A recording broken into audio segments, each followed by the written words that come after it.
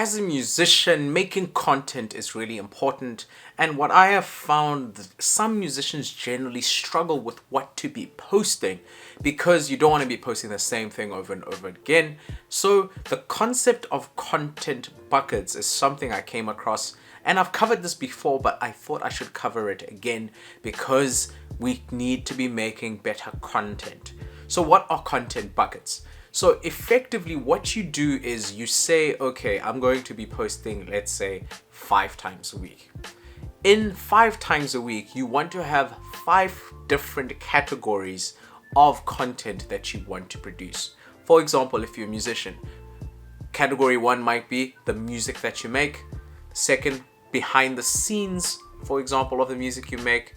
Third, might be some kind of educational content, how, for example, you used some flow, or how you made a log drum, how you use certain software to make the music you make, for example.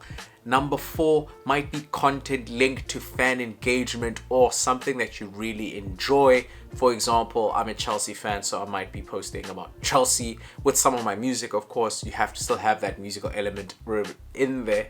And then number 5 might be something personal. So what I usually like doing on my mailing list is making a story or telling a story about one of my songs, which will send you back to the first topic of the song that I was talking about.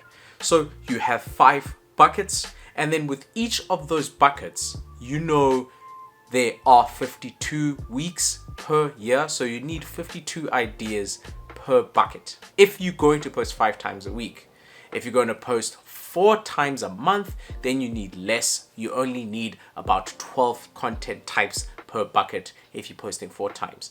So you have to come up with some rough strategy of what you want to be posting, which is typically with the content buckets, how many times you're going to be posting, and then you figure out how you're going to be posting. Content buckets make it easier to come up with ideas to be posting, whereas if you don't really have a strategy on what you'll be posting, you find yourself constantly moving and not really having a theme or a method of making content.